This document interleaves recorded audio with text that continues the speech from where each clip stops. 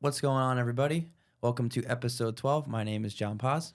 And I am Harry, and we are once again coming to you from Chop Studios, located at 750 Route 34 in Matawan, New Jersey. Today, we have the pleasure of being joined by Carlif Taylor. Carlif is a graduate of Cardinal Hayes High School in the Bronx, New York. He went to Southern Connecticut State, a Division II football program in the NE10 Conference. He's also a member of the New York Giants and Dallas Cowboys. We'll be getting into that. And he is also currently a coach at Eastern Illinois University, where he works with the D line. Carlif, thank you so much for being here. How's everything going today? Oh man, it's a great day. Once again, man, I know we talked about it a little earlier, but really shout out to you guys and what you're doing. Episode 12 is a big accomplishment. I'm happy to be a part of this growth and pioneer to your channel, man. So thanks for having me. No, I don't think we thought we'd get past episode 1. So to be at episode 12 is pretty impressive. Exactly. You got something going. So we normally like to just start off, after we get into the intro and just asking our guests to tell us a little bit about yourself. I do know you have a little bit of a story that kind of goes with that question. So I'll ask the question. Can you elaborate more on what we started with? And, the floor is all yours. Absolutely. Absolutely. So just a little bit about myself, man. I was born and raised in Harlem, New York. Originally had like that traditional household. My father, he drove the buses in New York. They were called the MTA, and my mother was a stay-at-home mom. When I was really young, he had brought property in Pennsylvania in the Poconos. He had brought some property in the Poconos, and on Halloween '99, he was murdered in New York, and that kind of like literally split my family. Like we all branched out. And so when we moved back to New York, like I can remember the day like it was yesterday. A lot of it. Uh, I was woken up in the middle of the night. My mother woke me up in a panic, woke me and my brothers up. We drive all the way down to Harlem Hospital, and when we get there, like I'm half asleep. I wake up. I'm still in second grade at the point, so uh, I wake up. Everybody's outside Harlem Hospital crying, and really not understanding what's going on. Nobody's talking to me, and when I asked my cousin what's going on, and she was like, "Yeah, your father just died." And it was honestly, it's almost like consciousness. It's almost like you remember like your first day of school. It's like your first thought. And like for me, that didn't even not fully understanding what death is coming from somebody that you see every day, you hug, you kiss, you learn from, going from you. You really don't know how to process it. And then from there, I ended up moving. So I went from like having my own bedroom, a tree house, swing set, like the American Dream, like a Disney Channel. And then Mhm. I moved into like the projects in New York, man, uptown Harlem. And I just remember like the little thing, like one of my first thoughts was like seeing the snow in the Poconos being like so white and seeing like the hard ice and dirt in New York. I'm like, asked my cousin, I'm like, what's that on the ground? And she was like, yeah, that's snow. And I'm like, how come it's so hard? She was like, yeah, that's dirt. And I'm like, Jesus. So taking the elevator, that's filthy, man, has urine in it. Living in a household that it was about four of us in a two-bedroom. It was a culture shock to say the least. And then of course it's the concrete jungle, man, in the 90s, early 2000s. It's it's a lot. It's a lot going on. And so a lot of my life is has been trial and error. I bumped my head as trial by fire. I had to observe a lot. I had to grow. I had to grow at a super young age, and football came so late in my life. Last year of my high school career, when I got to Cardinal Hayes, I wanted to lift weights. We had a weight room. Wanted to look good. Wanted to show off to the ladies. Build some type of stuff going on. My co-host knows And a little bit about that too. Oh, geez. so my head coach found me. And he told me, he was like, "Hey man, I think you should play football." And so literally just me at the time, like my only motivation was I wanted a girl to wear my varsity jackets in the stands. So I was like, all right, cool, I'll do it. And I was like, when do you guys start? And he was like, we start probably was like within a week or two, in the summertime. And I was like, oh man, you missed me with that, man. I wanted to enjoy my last summer in New York, man. And what he did, which really helped, was he had met with my mother the next day, and there was a meeting, and he's telling my mother that, hey, I think there's a chance your son can get a college scholarship in football, and I seen what that did to my mother and just knowing our situation and where we came from, it was a no-brainer. I was like, all right, I'm gonna do it.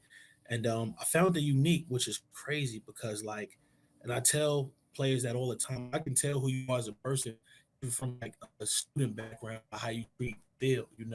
And like the streets was synonymous to like me learning football, like me having to be so observant and learning things and trying to do things made me a quick learner, going through millions of fights, like just being an inner city kid helped me within my pass rush, getting guys hands off me. Going through those things and seeing those things made me naturally tougher than the average football guy, so I excelled super fast, man.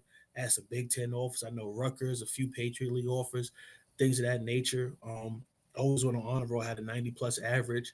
When it came to taking the SATs, they lost my scores. I took the SAT 3 times. I lost my Mm. scores twice. It was like an anomaly, and I thought it was just a sign from God, like, hey, this ain't a part of it. So the third time I took the SATs, I just was filling out. I was just filling bubbles. And at the time, a lot of those D1 schools they offered me like prep, JUCO, things of that nature. Now, once again, I don't have any older figures kind of guiding me, so a lot of these were self decisions. And I told myself like, I'll defer. I thought I would be good enough just to be able to get a scholarship academically.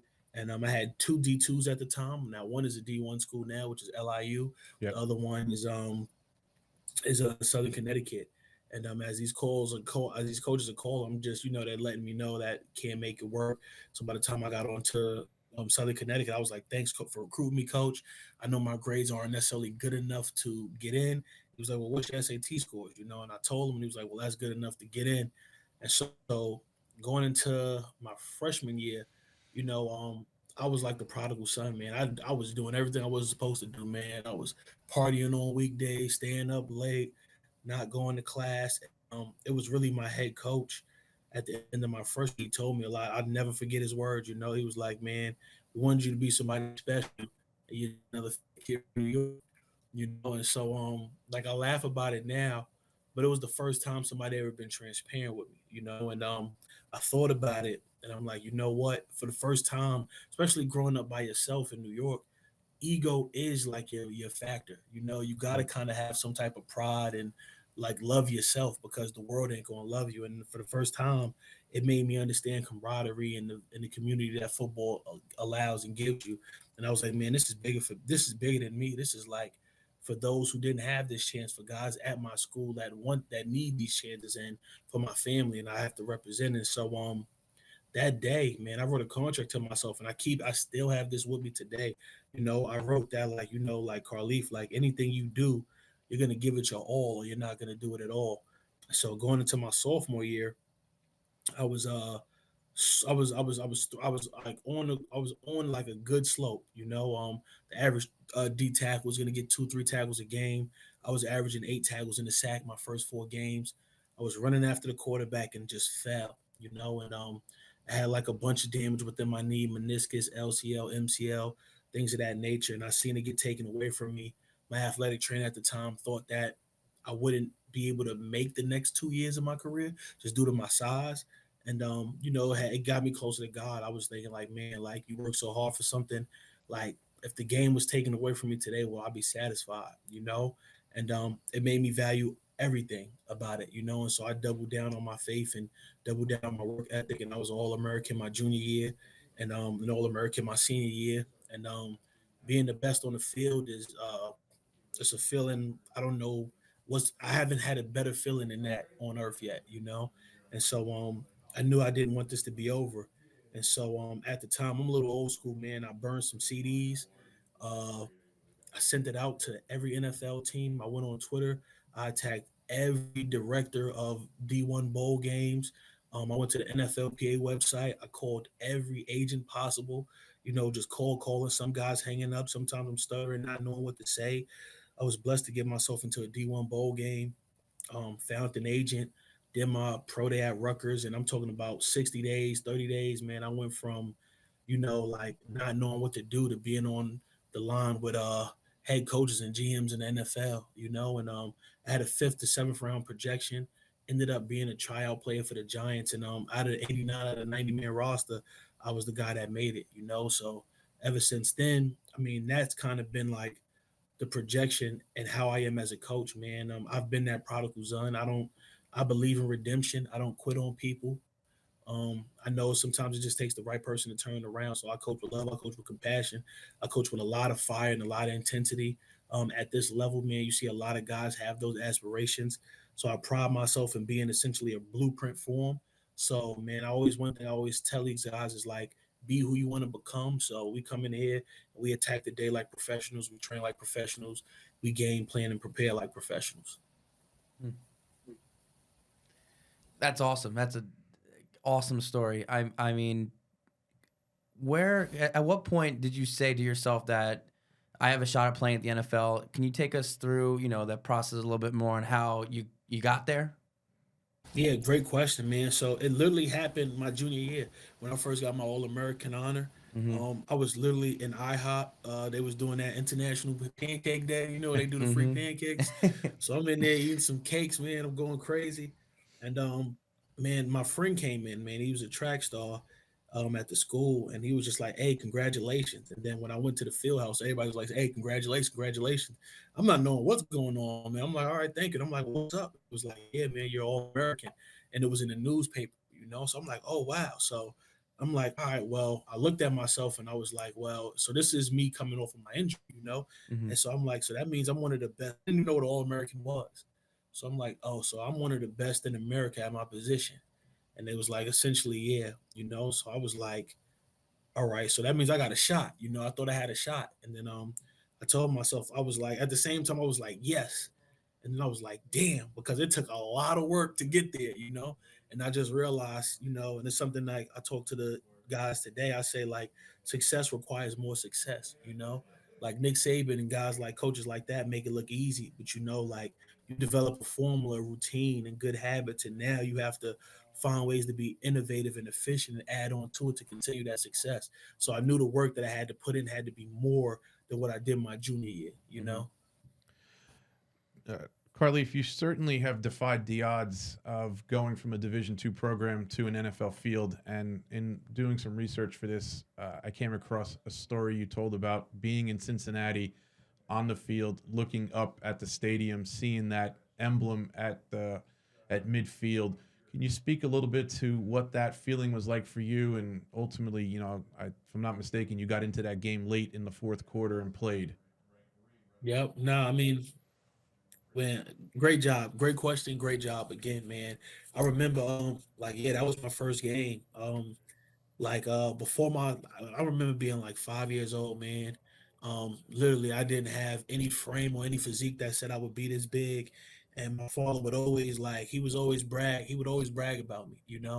Like he loved me so much, and he was like, man, this kid is gonna be my football star. This kid is gonna be a football star, things of that nature. I didn't even know what football was. It was just I would hear him say it all the time, and the fact that I was still able to remember it with him passing so young and it was just a full 360 moment. Like I felt him on the field with me. And when I looked up, I swear, like I felt him around me, and I went from being a D2 school, you may have 100 guys in the crowd, to being in this stadium that hosts 78,000. And like I'm a big fan of like war concept of war. So I read books like The Art of War by Sung Ju. Right. Mm-hmm. I studied Genghis Khan. I studied Julius Caesar. I studied just war tactics in general because that's essentially what it is: gladiators, things of that nature. And I just felt like I felt at home. I felt that peace. I felt, it was just like it just was a spiritual connection that took over me. And I did, man. I just cried, man. I wept, man. And a few of my teammates came with me, and it was like, man, you belong here. You did it. And I did it, and a lot of it, especially within my life, was like I didn't have anybody. It was just my own merit. Just me grinding, me trying to figure it out, hoping I'm getting it right. Like just making the right decisions through and through, and that's hard because in the summertime I got to go back to New York, and try to beat those odds. And so it was fulfilling, man. My first play was a sack. It was Andy Dalton. I just like I said, it was the fact that I knew I wanted to be there. I knew I deserved to be there, and it was like it just felt surreal because in life they tell you you work hard and you get what you deserve, and it just that's what it felt like. Hmm. So, being in the NFL, can you talk a little bit about your time there and being with Coach Coughlin, Coach Spagnuolo? What did they teach you? What did you learn from being around them throughout your time? Oh man, well I could go one and two, man. Tom Coughlin, Coughlin time is a real thing. Um, it's, I mean, I live by it. I kind of had it naturally, What was it? but Was it 5 minutes early? Is 10 minutes late or something like that?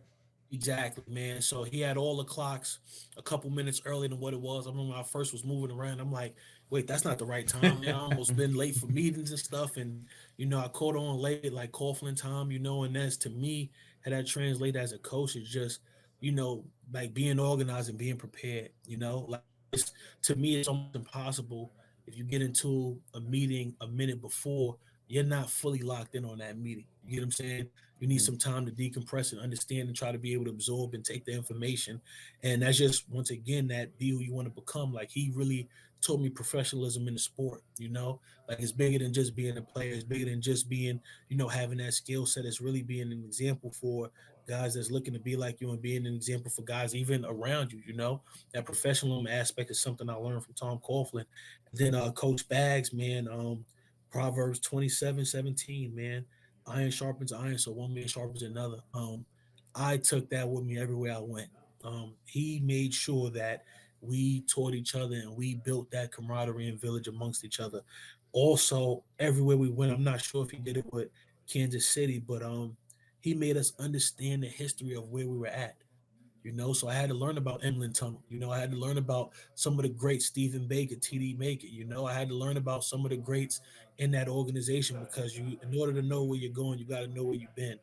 So just the pride and history of the organization. So even at a place like this, like, and it's weird, but I know the D linemen, I know the guys, I know about 3, 4 generations of the D line coaches that have been here, and studied them because it's a great track record here. There's been great coaches here, and I know I got big shoes to fill, and it's like an honor to be here. It's quite amazing that your time in the NFL was surrounded by two guys that have won multiple Super Bowls as their career has gone on. And just recently, Spagnolo unfortunately came out on the short end of the stick just a few weeks ago, but he was appearing in yet another Super Bowl. Correct, man. I mean, like I said, it's nothing but God, to even be around that. Like I could have been on any team, Right. Hmm. but I've been around some Hall of Fame. You think about Zach Martin almost retiring, man. That dude kicked my ass a few times.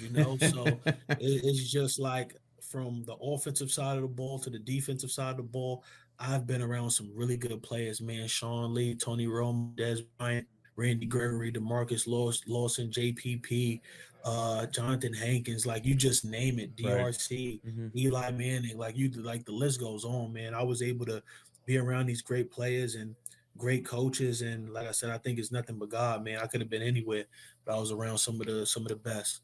So you're currently at Eastern Illinois. Tell us a little bit about how you got there and what's your role on the coaching staff. Oh man, great question. So originally so I mean I did all 3 levels, man. I played D2. My first college gig was at the University of Chicago. It's a D3 school, right in the South Side, heart of the South Side Chicago, that Bronxville area. And my head coach, Coach Wilkerson, he was the head coach there. And when he left, and Coach Gilchrist, Todd Gilchrist, from Holy Cross, he got there. The DC was still there from Coach Wilkerson era, and when this job opened up, the DC referred me. So I did interview and everything of that nature, but he ended up, like I said, he ended up, offering me the job, and now like I'm responsible for the D line, and I like this. I like this specifically because we do have a lot of stuff here. It's in a rural area, especially from me being a city guy, from being around like it's millions, a few million in Manhattan, and it's a total population of 17,000 here. But it allows me to grind and really build relationships here. We're very much blue collar, hard hat, lunch pail group of men, and man, I dig it, man. I think it's awesome, and I mean, my job here is like I said to just instruct, lead, and mentor that D line group, and most, like I said, some schools now they just have two coaches in this position. You'll have a D tackles and an edge coach. I got all four, and I take pride in it. And like that's just the happy crown, that I wear. So do you see your time in the NFL help you as a coach today? Oh, 1,000%. I mean, just naturally, uh, you get players that gravitate towards that, because they have aspirations for it. I definitely think I don't think it's. I mean, you got guys that are technique. I mean, you have coaches that are super good with technique.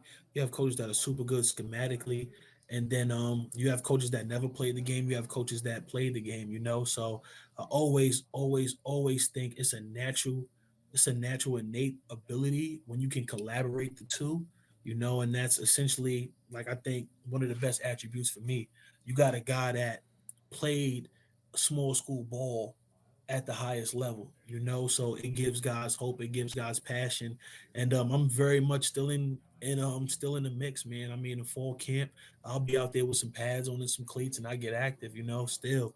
And I can show you better than I can tell you, man. Very much, and I think that was a big part of me earning these guys trust and respect, Right. like Mhm. being a general that's on the field with you rather than pointing and telling you what to do.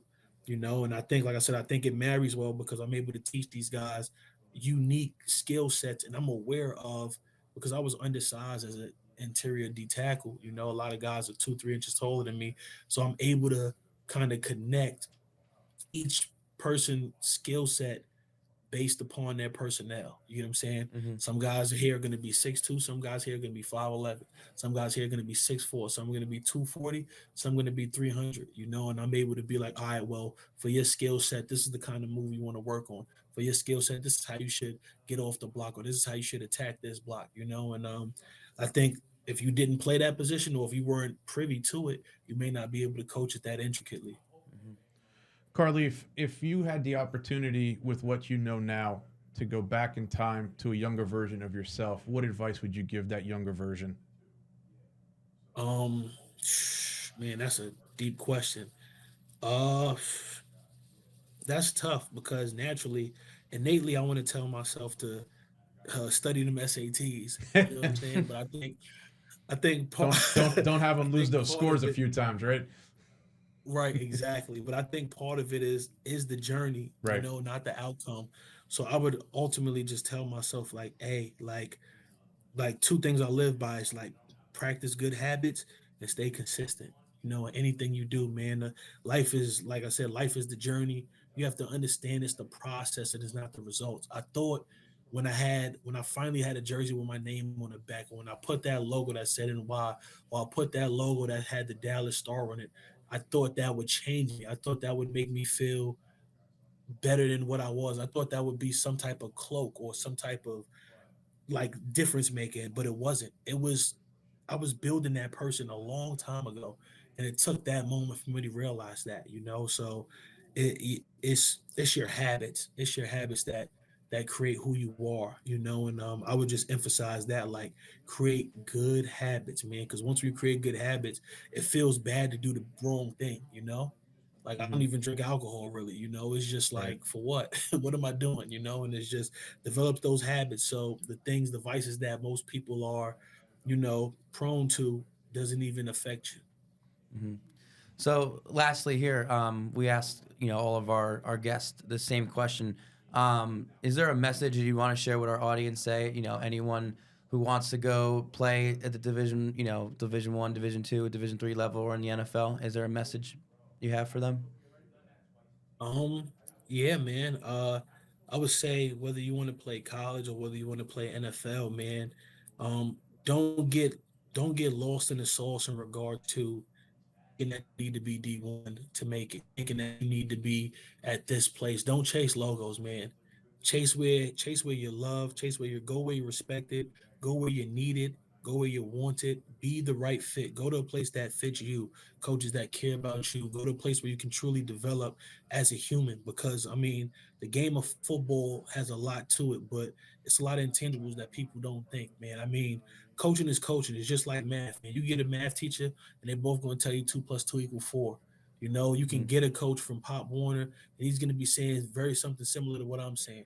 It ain't going to be too much of a difference. But in regards to mentorship and people that really care about you, you know, I think that matters the most, and I think that's where you see the biggest growth at. So for guys that's trying to do it, don't fall in love with the logo, and also, you know, like be willing to do things that other people aren't willing to do. If you think you're going to be successful because you're doing just what the workout says and just what the drills say within the confines of your organization or university, that ain't enough, man. It takes a ridiculous amount of work. You got to scare yourself with the amount of work you got to do, and it's 360. It's more than just field work. You got to be able to be smart. You got to be able to process information. You got to be able to learn scheme. You got to learn what the other side is doing. You know the art of war. You got to understand every aspect of it. Well, Carlif, I think I can speak for my co-host, and I believe for our viewers and guests who are going to see this episode in the future, that your story is very inspirational. I know, and I think it's worth sharing because I think there's a lesson to be learned in this also. You had liked a post that we had put up from episode 8 of Coach Joe Adam at St. Anselm, and that's what caught my eye. And I clicked onto your name, and I saw, I saw your bio, and then I did a little research, and I was like, I got to get this guy on the show. I says because I really want to talk to him because this is exactly what this whole purpose of what Destination Talk was to have individuals tell their story and how they went from where they were to where they are now. So I want to just say thank you very much for taking the time to respond back to me. You don't even know who I am. This is the first time we've ever met, and and I'm glad that we've had this opportunity to meet and to talk and to get your story out there, and just thank you so much for the time and the effort you gave to us today. I mean, the feelings is mutual, man. It's very likewise. I appreciate the work you guys are doing. Like you guys are it's equally beneficial. You know, like I Right. said, I love guys doing the right things for the right reasons. You know, if I could support it from afar, then so be it. You know, if I was even on the northeast, I would come to the office. You know, like I said, you guys do an amazing job, man. Coach Joe Adams is a great dude. Yes. You guys are really good at scouting like the next thing up, and like I said, episode 12 is a big feat. You know, most people can't get past one, so I would just say, man, keep going, man. You never know when is the big break, but I expect to see you guys on TV soon. Just remember I said it first. One day. Well, one day, and we'll definitely, and if that does happen, we'll make sure you are the first guest that we have on TV. Perfect. When it does, but perfect. Absolutely. Carlif, thank you again. And we welcome you. We thank you again for being on Destination Talk with Paz and Harry. That is a wrap for episode 12, and we'll see everyone again soon.